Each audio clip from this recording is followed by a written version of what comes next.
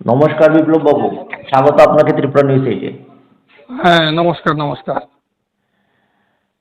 কালকে একটা ইন্টারভিউ নিয়েছিলাম আমরা এমএলএ জিতেন্দ্র চৌধুরী। ওটার হ্যাঁ হ্যাঁ, মধ্যে দেখলাম। কয়েকটা আপনি দেখেছেন কি ওটা? হ্যাঁ, আমি রাত্রে আমাকে কেউ একজন পাঠালো, আমি দেখলাম। ওটা নিয়ে আপনার কিছু বক্তব্য আছে কি?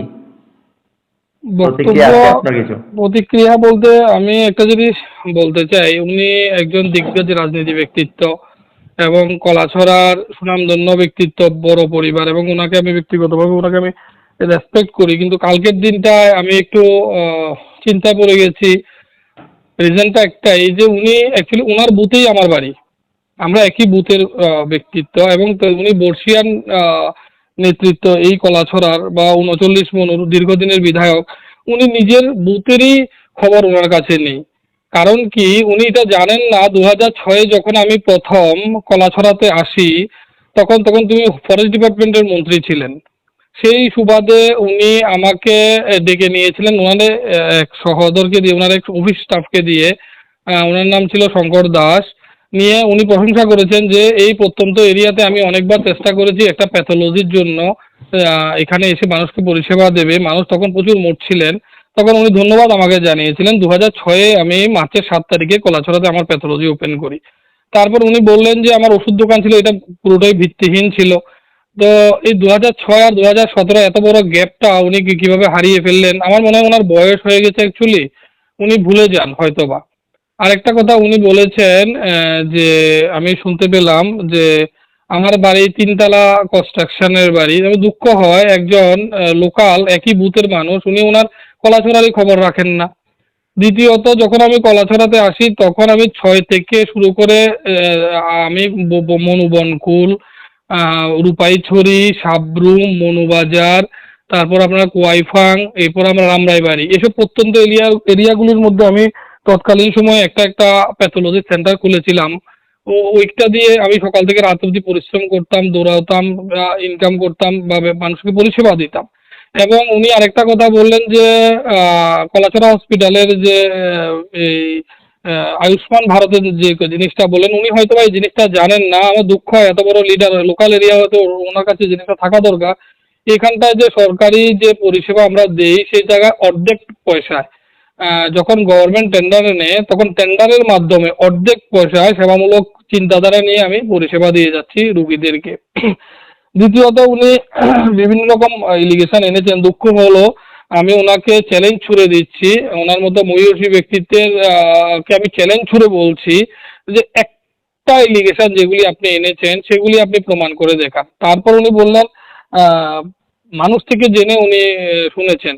তো দুঃখ হয়, ওনার মতো ব্যক্তির এত সোর্স থাকা সত্ত্বেও উনি মেয়ের মা বাবার সঙ্গে কথা বলার সময় ওনার হয়নি। না উনি, বিপ্লব, আরেকটা আরেকটা ম্যাটার আছে এখানে, আরেকটা জিনিস এলিগেশন উঠিয়েছেন উনি। হ্যাঁ ওটা নিয়ে অ্যাকচুয়ালি, কথা হয়েছিল। হ্যাঁ উনি এই জিনিসটা দুঃখজনক ঘটনা।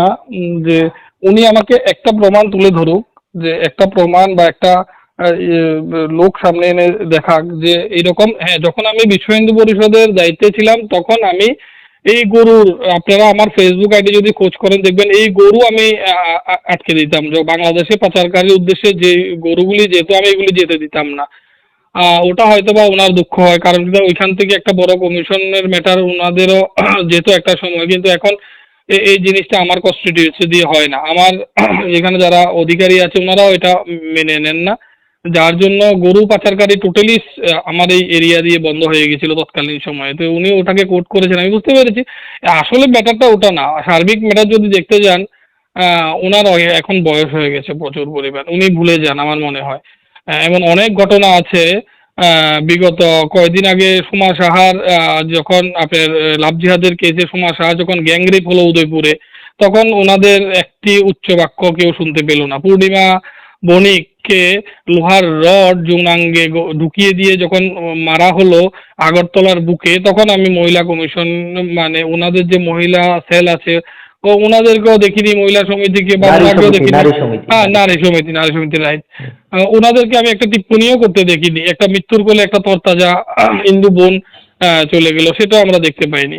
তো এখন ঘটনা হচ্ছে, এখন ওনার সবচেয়ে বড় ব্যাপার হচ্ছে, আমি যেটা বুঝতে পারছি আর রাজনীতিতে আমি কিন্তু নতুন মাত্র মাত্র 1.5 বছর হলো আমি রাজনীতি এসে। এর আগে আমি হিন্দু সংগঠনের কাজ করতাম।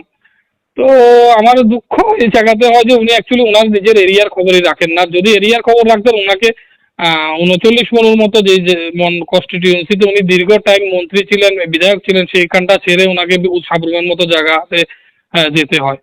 তো সেটাতে বোঝা যাচ্ছে যে উনি আরেকটা জিনিস এখনই। জানতে চাই বিপ্লব বাবু, আপনাকে একটু আমি স্টপ করবো এখানে।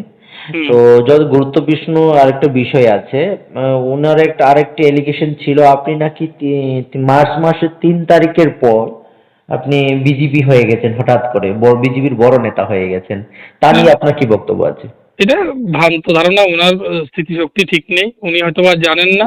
আপনি আমার ফেসবুক আইডি খুঁজে দেখুন আমি কত তারিখে বিজেপি জয়েন করেছি। আমি বিজেপির কার্যকর্তা ছিলাম না। আমি আমি একটা বিচারধারা নিয়ে, হিন্দুত্বের বিচারধারা নিয়ে এবং সামাজিক কার্যক্রমের মধ্যে নিজেকে নিজে ব্যস্ত রাখতাম। কখনো আমি বিজেপিতে তৎকালীন সময় আমি বিজেপিতে ছিলামই না। উনি ওনার মতিভ্রম হয়ে গেছে। কারণ কি, বিজেপিতে আমি জয়েন করেছি জাস্ট নাও, 1.5 বছর হলো বিজেপিতে আমি জয়েন করি, 1.5 বছর 2 বছর হলো বিজেপিতে জয়েন করেছি। সুতরাং ওনার এইসব কথাগুলি ভিত্তিহীন।